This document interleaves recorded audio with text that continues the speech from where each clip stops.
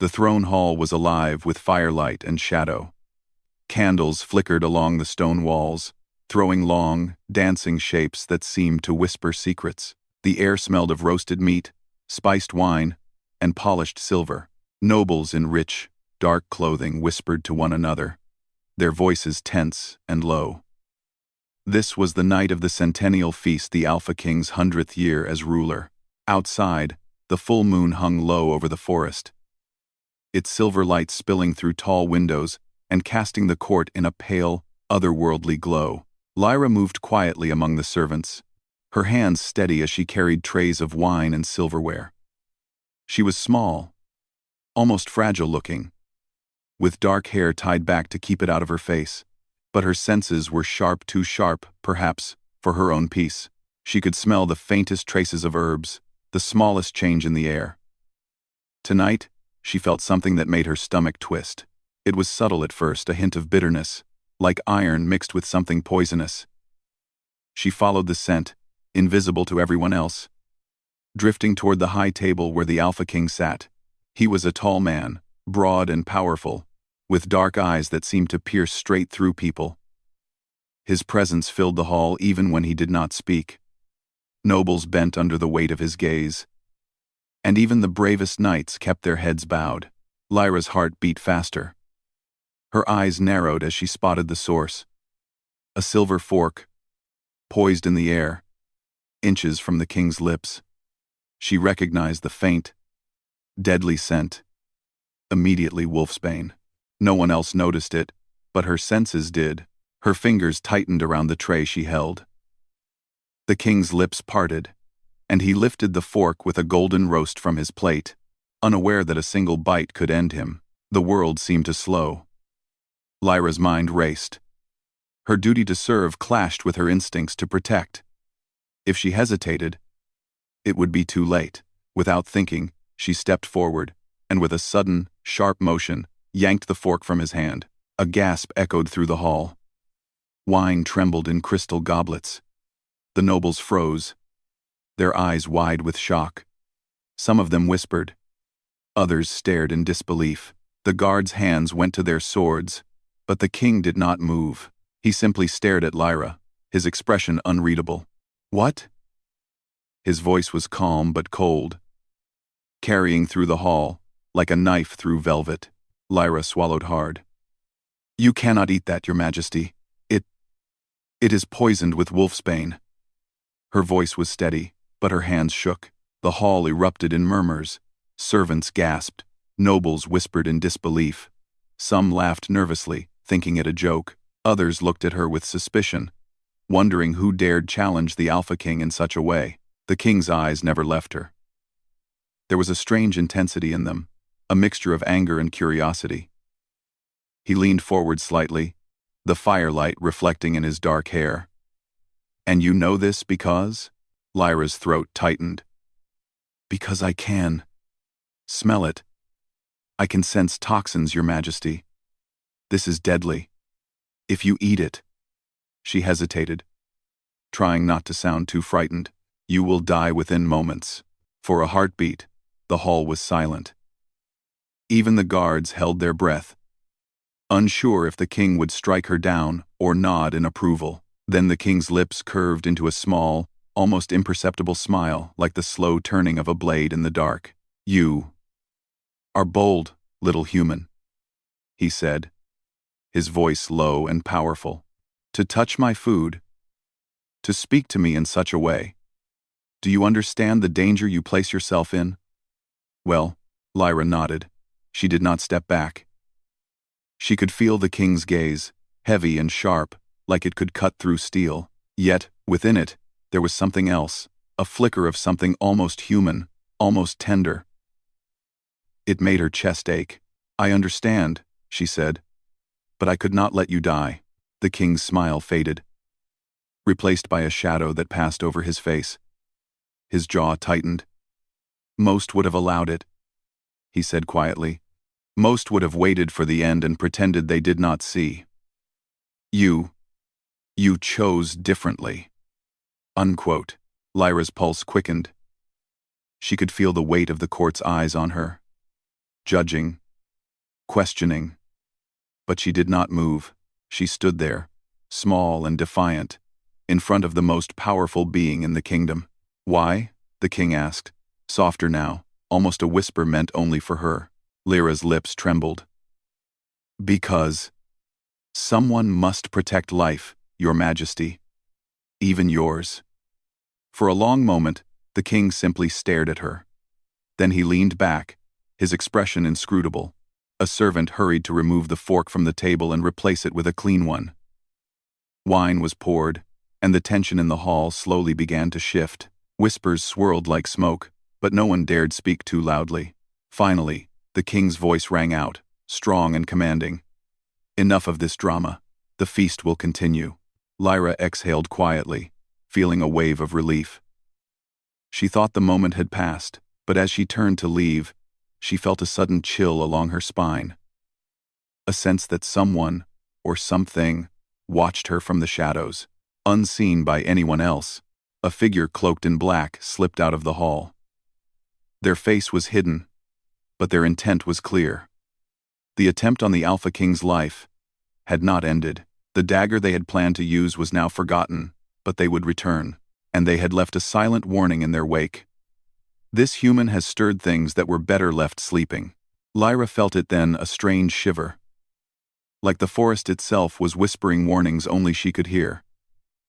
She clenched her fists, realizing that her life had changed forever. She had saved a king, yes, but in doing so, she had entered a world far more dangerous than she had ever imagined. The king, meanwhile, watched her from the high table, his expression unreadable. He did not know why, but her courage intrigued him. There was a spark in her eyes, a fire he had not seen in humans for decades. Most feared him, most obeyed without question. But this one, she had challenged him and lived, and perhaps, he thought quietly, that was what made her dangerous. As the candles flickered and the nobles tried to return to their conversations, Lyra found herself unable to move. She felt both terrified and drawn to him. The Alpha King, so powerful, so untouchable, was now aware of her. And awareness, she knew, was a dangerous thing. When the feast finally began again, she kept her eyes down, carrying wine and trays as if nothing had happened. But her mind raced. She knew one thing for certain. The night was far from over, and the shadow that had tried to kill the Alpha King would not rest. Somewhere in the dark corners of the castle, the hooded figure watched her. And somewhere deeper, in the hidden forest beyond the castle walls, something older and deadlier stirred, awakened by the scent of Wolfsbane, and by the courage of one small human who dared to save a king. Lyra could not yet imagine the dangers ahead, the curses that lurked in the king's bloodline, the power struggles that would test her, or the strange, undeniable pull she already felt toward a man who could kill with a glance. The feast ended, the nobles retired, and the candles burned low. But in the quiet that followed, Lyra knew one truth. She had been chosen by fate, whether she wanted it or not. And the king, the Alpha King, would remember her, always. The shadows whispered around the hall, almost as if they were alive. Lyra shivered, sensing a warning in their movement. The night had only begun, and the world she knew was gone forever. The castle corridors were silent now, the echoes of the feast replaced by the occasional distant clatter of servants clearing dishes. Torches flickered along the stone walls, casting long, wavering shadows that twisted like living creatures. Lyra walked beside the Alpha King, her hands folded nervously in front of her. Every step felt heavy, as though the castle itself was pressing in, warning her of the dangers ahead. The king's private chambers were at the highest tower, where few ever entered. The doors were carved with ancient sigils, glowing faintly in the torchlight. The air inside was cooler, tinged with a scent of old magic, something she could not yet name but instinctively understood as powerful. "Sit," the king commanded, gesturing to a chair by the wide, arched window. He did not sit himself but remained standing, tall and imposing. His dark eyes studied her closely, as though weighing every thought she had ever had. Lyra obeyed, lowering herself cautiously onto the chair. She felt small, almost fragile, under his gaze. But she did not look away. She could sense, beneath the surface of his strength, a shadowed loneliness, a wound deeper than any she had ever seen. "Tell me," he said quietly, almost a whisper, "how is it that you can sense poison where others cannot? This gift of yours. It is unusual for a human." Lyra hesitated. Most people feared her abilities, some even called her cursed. But something in the king's presence made her brave. "I was born with it," she said softly. "I can smell toxins, see them in ways most cannot. It has saved lives before, and tonight, it saved yours." The king's lips curled into a shadow of a smile. "It saved me, yes, but it also placed you in danger. Do you understand that?" "I do," she said, her voice steady. For a long moment, the king said nothing. Then he finally moved closer, resting one hand lightly on the edge of the table. "Courage," he said slowly, "is rare. Most would have fled, or waited for the consequences. You chose differently. Why?" Lyra's throat tightened. She had asked herself this question 1,000 times, even as a child when she first discovered her gift. Because someone must protect life, even when it is dangerous. Especially when it is dangerous, she said. The king regarded her silently, then nodded once, sharply, as if confirming something to himself. "Perhaps I misjudged you," he said, a strange softness entering his tone. "Or perhaps I underestimated humans entirely." Lyra felt a shiver run down her spine. There was power in his voice, yes, but also something she could not name, an acknowledgement of trust. Fragile but real. She wanted to speak, to say more. But the room was heavy with unspoken tension, and the words died in her throat. Then the king turned, walking toward a shelf, lined with ancient tomes and strange artifacts. He picked up a small, dark vial, its contents swirling like liquid shadow. "You saved me tonight," he said, holding the vial out for her to see. "But I am not an ordinary man. My blood, my life, is bound by a curse older than any kingdom in this land." Lyra leaned forward, curiosity and fear mingling. "A curse?" she whispered. "What kind of curse?" He turned back to her, his dark eyes glinting in the torchlight. "A curse that makes me vulnerable. Not to swords or battle, but to betrayal, to treachery. A single poisoned bite could end me if my own bloodline's protections are breached, and the poison that almost took me tonight, it was meant for more than death. It was meant to weaken me, to expose the secret I have carried for centuries." Lyra's heart pounded. She had known that the king was powerful, yes, but she had not imagined the depth of his danger, or the weight of the life he bore. "Then, you trust me?" she asked softly, almost afraid of the answer. He studied her for a long moment. Then, finally, he said, "I am not certain, but I am intrigued. And you have proven that you do not fear me, even when you should." That simple statement unsettled her. She had never been unafraid in the presence of someone so mighty. Yet, in that moment, she felt an unusual sense of connection, fragile and dangerous, as if the threads of fate had drawn her to him. Before she could respond, the doors to the chambers banged open. A servant hurried inside, bowing low. "Your Majesty," the servant said, "there is someone at the gates. Cloaked, masked.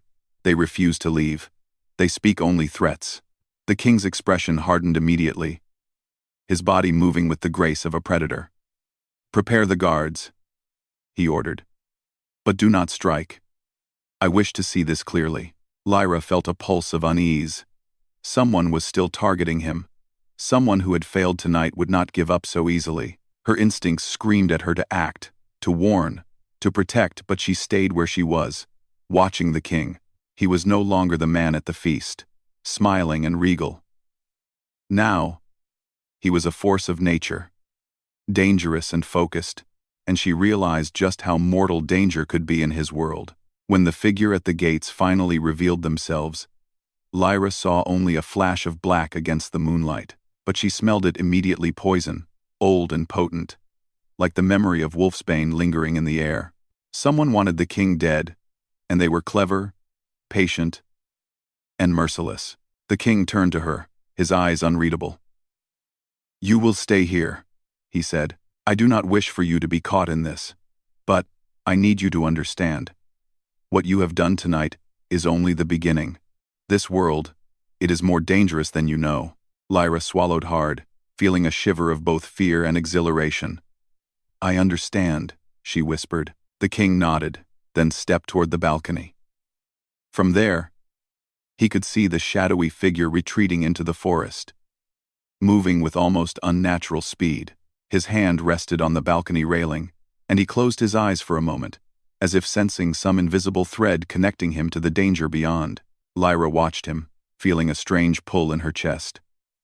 He was more than a king, more than a ruler. He was a being bound by power and curse alike, and yet he carried himself with a grace and intensity that drew her in despite the risk. After a moment, he turned back to her. "You have seen something others cannot. That is why you are here, why you survived tonight. But there is more you must learn. My life, and my curse, are tied to something ancient. Something that may demand a sacrifice greater than you can imagine." Lyra's pulse quickened. "A sacrifice?" she asked, fear and determination mixing. "Do you mean for the curse to be broken?" He did not answer immediately. Instead, he walked closer, his presence overwhelming, and his gaze seemed to pierce her very thoughts. "Perhaps," he said finally, "perhaps it requires more than one life to undo what has been done. And perhaps it requires trust. Something I have long forgotten how to give." The weight of his words pressed on her, but she did not falter. In that moment, she realized the danger of the world she had stepped into, but also the strange, undeniable connection forming between them. He was powerful, terrifying, cursed, and yet there was a vulnerability that only she seemed to sense. The king gestured toward a small table in the corner of the room. On it lay a book bound in dark leather, etched with symbols that seemed to shift in the torchlight. "This," he said, "is a record of my family, of the curse that binds us.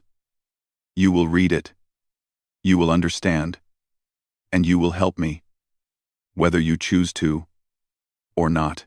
Lyra nodded, swallowing the lump in her throat. She stepped forward, feeling the weight of the book in her hands. And as she opened it, the symbols seemed to whisper secrets just beyond her comprehension. Old magic, old power, old curses, they were all alive here, waiting, watching. The king watched her read, his expression unreadable, but a faint shadow of something softened in his gaze. He did not speak, but she could feel his presence behind her. Protective and tense, it was a new feeling for her, both comforting and frightening. As the night deepened, the castle seemed to settle into silence once more. But Lyra sensed the danger had only grown, not lessened.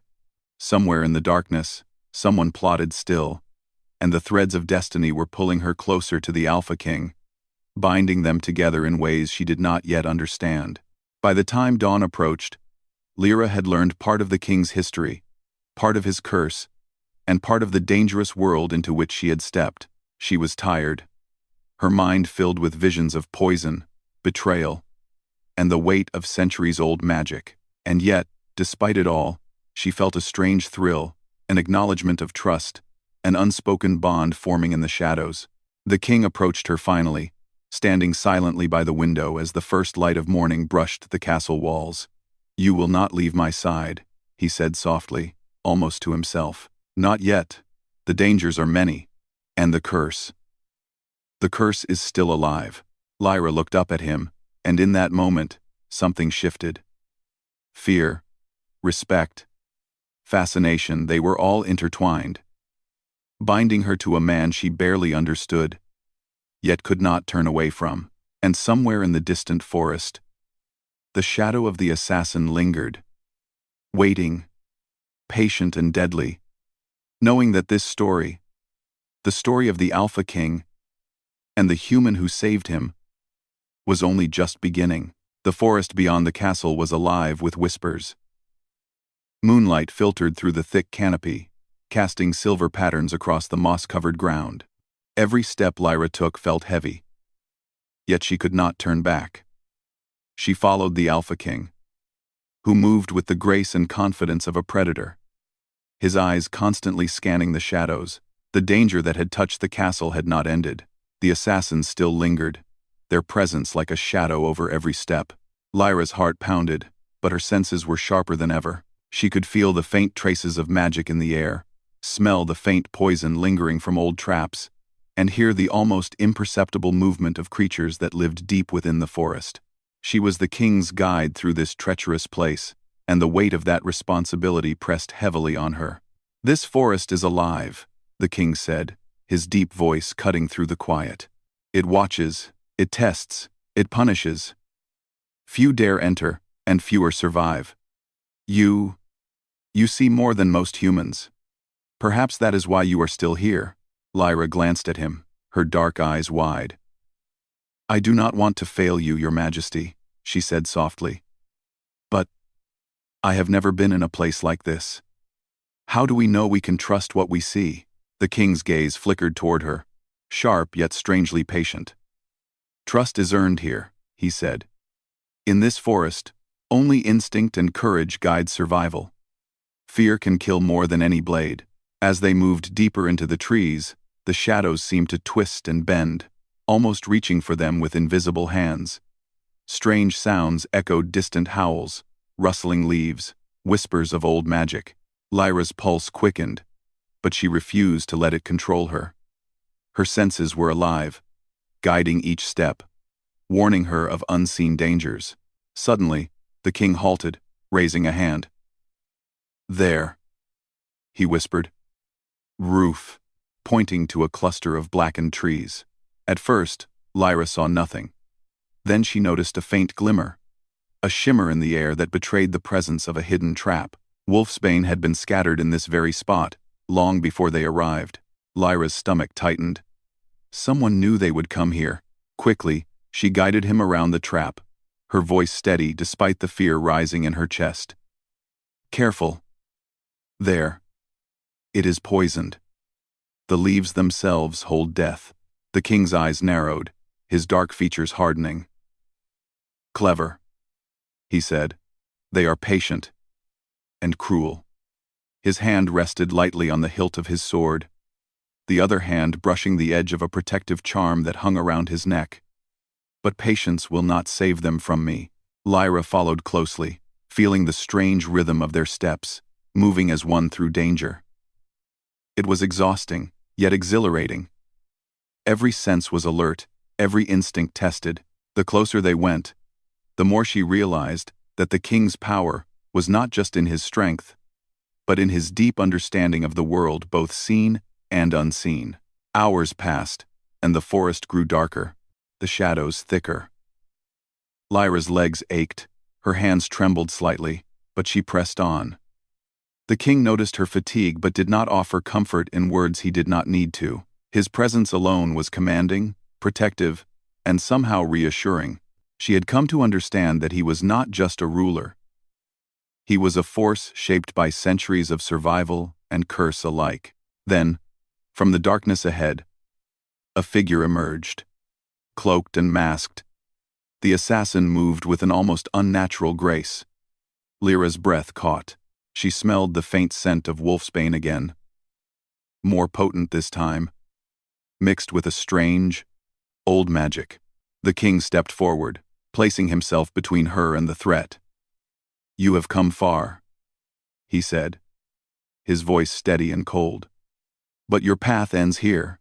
The assassin laughed softly, a sound that echoed through the forest like a ghost. "Your reign will end," they whispered. "No human will save you. No curse can protect you." Lyra's hands shook, but she did not step back.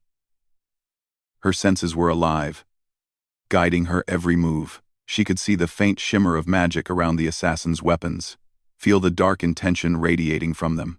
She realized then that this was not just an ordinary attack, it was a test, a dance of shadows where one wrong step could mean death.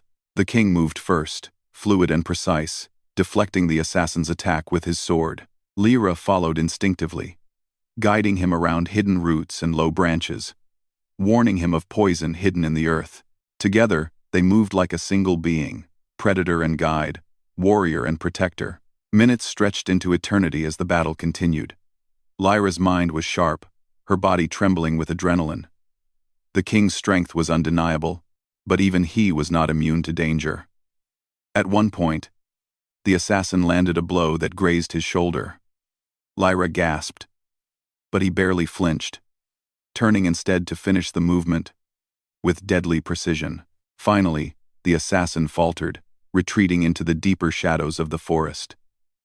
Lyra's chest heaved, and she sank to her knees, exhausted. The king stepped beside her, placing a hand lightly on her shoulder, not in anger, but in acknowledgement. "You are remarkable," he said quietly. "Few humans would have survived this far. Fewer still would have guided me through danger as you have." Lyra looked up at him, meeting his dark gaze. She felt a strange mixture of awe, fear, and something deeper, a connection she could not name. I just did what I could," she said softly. He did not respond immediately. Instead, he studied her, his eyes flickering with emotions she could not read. Respect, fascination, and perhaps a flicker of vulnerability. "You have seen my strength," he said finally, "but you have also seen my weakness. That is more dangerous than any assassin." Lyra's heart tightened.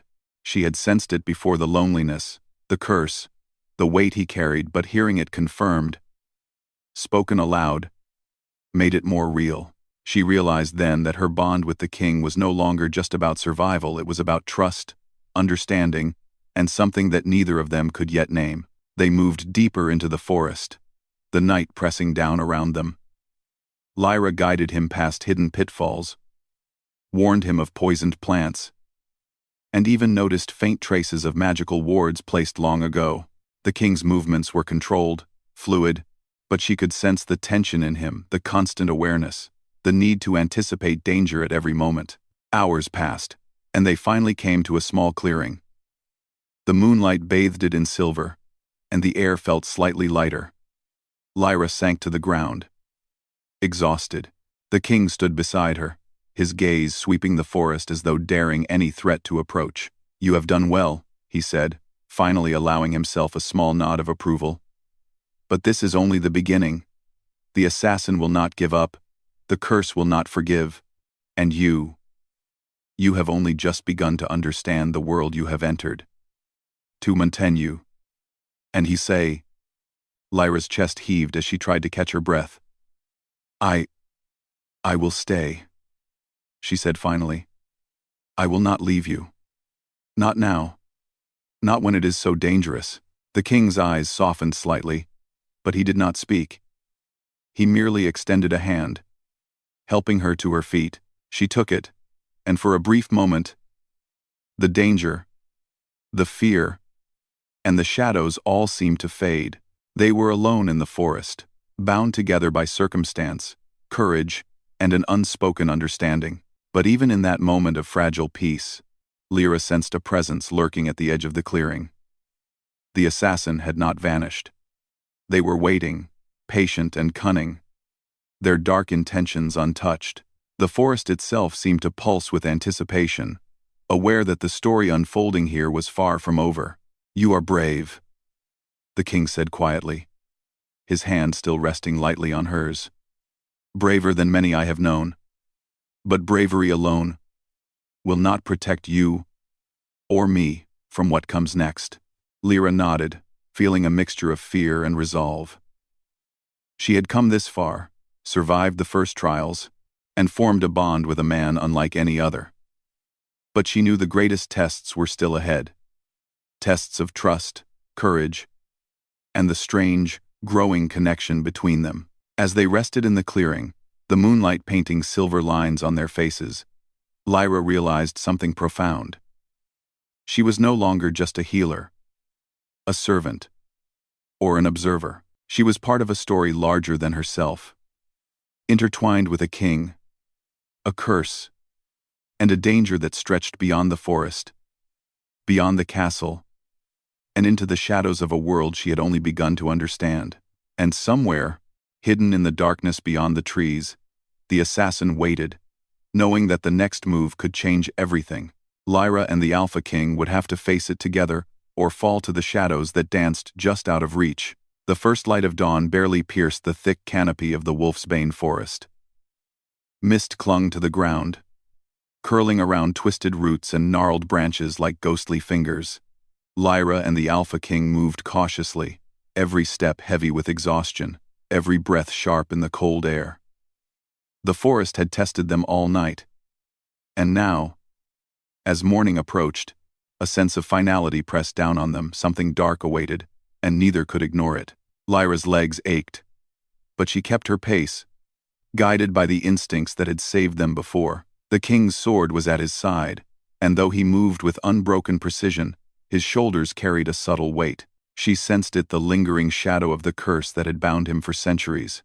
It had not lifted, not yet, and the assassin was still out there, patient and relentless, waiting for the right moment to strike. "This is the place," the king said finally, his voice low and steady. He stopped in front of a circle of ancient stones, blackened by time, etched with glowing runes. "Here, the curse was born. Here, it can be undone if we survive what comes next." Lyra stepped closer, her hand brushing against one of the stones. The runes pulsed faintly, alive with a strange energy that made the hairs on her arms stand on end. She sensed the weight of history, of magic, and of sacrifice that clung to this place. "I don't understand everything yet," she said quietly. "But I will do what I must, whatever it takes." The king's eyes softened slightly as he studied her. "You have seen my strength and my weakness. Now you must see what it means to trust completely. The curse can only be broken if someone willingly faces death to protect me." Lyra's chest tightened. She had expected danger, yes, but she had not realized the depth of the sacrifice required. Still, she did not hesitate. "Then, I will face it," she said firmly.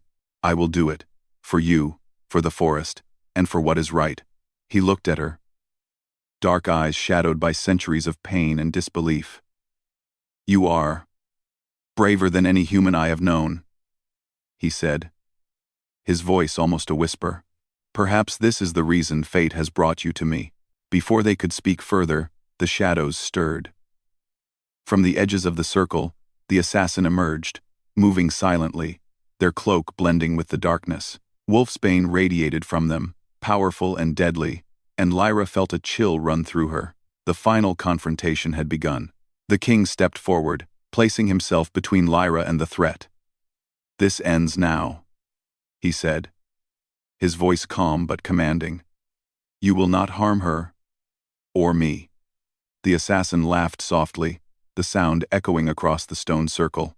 "You cannot escape what has been set in motion," they hissed. "The curse is old. Your blood cannot be freed, and no human can change fate." Lyra's hands trembled slightly, but her resolve did not falter. She could feel the threads of magic in the air, twisting and pulling, testing her senses, testing her courage.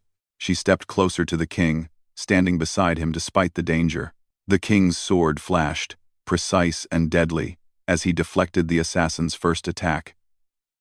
Lyra guided him around hidden roots and glowing traps, whispering warnings of poison and danger. Together, they moved as one, predator and guide, strength and intuition united. The battle raged, shadows clashing against steel, magic twisting through the air like lightning. Lyra felt the pulse of the curse in the king's presence, a deep, ancient pain that called to something deep inside her. She realized that their bond was more than trust, it was destiny, entwined with the fate of the forest, the curse, and the kingdom itself. At one moment, The assassin struck with a poisoned dagger aimed at the king's chest. Lyra reacted instantly, throwing herself forward to intercept the blow. The dagger grazed her arm, and pain flared sharply, but she remained standing. The king's eyes widened in shock and gratitude. And then, a strange warmth passed between them, unspoken but undeniable. "You risk yourself for me," he said quietly, his voice low, almost lost in the chaos. Lyra nodded, her pulse racing. "I do not fear it. I trust you, and I will not let it end here." The assassin faltered, unprepared for their combined strength and intuition. The king struck with precision, the blade a blur, while Lyra guided him, predicting every move and countering every hidden trap. Finally, with a swift, decisive motion, the king disarmed the assassin, sending the dagger clattering across the stones. The figure froze, then vanished into the shadows, leaving only a whisper behind. "This is not over." Lyra sank to her knees, exhaustion overwhelming her. The king approached, placing a hand gently on her shoulder. For the first time, she felt no fear from him, only acknowledgement and something deeper. Something almost tender. "You have done it," he said quietly. "The curse, it is undone. The forest, the magic, the danger, they can no longer harm me in the way they once did. But none of this could have happened without you." Lyra looked up at him, her dark eyes reflecting a mixture of relief, awe, and something she could not name. I could not have done it alone. You guided me, protected me, even when I faltered." The king knelt beside her, his hand brushing hers lightly. "We have both changed," he said softly. "The curse is gone, yes, but so much more has shifted. You are no longer just a human in my world. You are part of it, and part of me." A silence fell between them, heavy with emotion and understanding. The forest seemed to breathe around them, the mist curling gently as though acknowledging their triumph. Lyra felt a strange warmth in her chest, a sense of belonging, trust, and connection that she had never experienced before. "You saved my life," the king continued, his dark eyes fixed on hers, "and in doing so, you have freed me in ways I did not think possible. Courage, trust, sacrifice. These are stronger than any sword, any magic. You have shown me that." Lyra swallowed, her voice soft but steady. "Then, we face the future together?" she asked. The king's lips curved into a rare, genuine smile, the weight of centuries seeming to lift from his shoulders. "Yes," he said. "Together."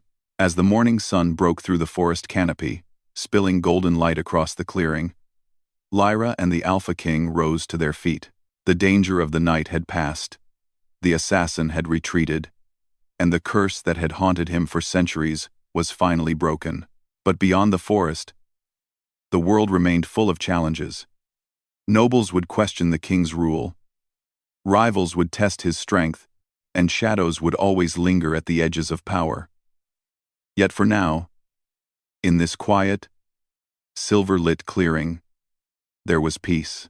Lyra and the king walked side by side, their steps in harmony, their bond stronger than it had been when they first entered the forest. She felt the weight of the journey behind them, the fear, the danger, the uncertainty, but also the strange exhilaration of having faced it and survived.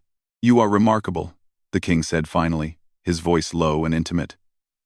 "Not just for your courage, but for your heart. You have changed me, Lyra, perhaps more than anyone ever could." Lyra's lips curved into a small smile.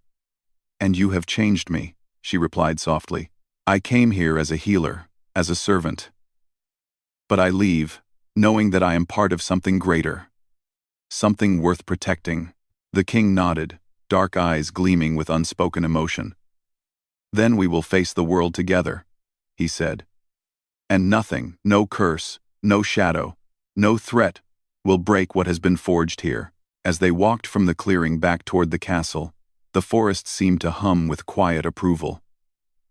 Wolves howled in the distance, not as threats, but as guardians, acknowledging the courage and bond of the human and the king. Lyra glanced at him, seeing for the first time the man behind the legend, the Alpha King, who had been bound by centuries of curse and pain, now standing free, his strength tempered by trust, and his heart touched by her courage. And he glanced at her, seeing not just a human, but a companion, a guide, a partner, and perhaps something more. The forest behind them faded into morning mist. But the memory of the night, the danger, the courage, the shadows, and the bond would remain forever. For Lyra and the Alpha King, the story had not ended. It had transformed into something new. Hope, trust, and a bond forged in fire, darkness, and sacrifice. And as the castle came into view, glimmering in the dawn light, both knew that whatever challenges awaited them, they would face them together. The curse was gone. The shadows had been challenged, and the bond between human and king had been sealed, unbreakable, tested, and eternal.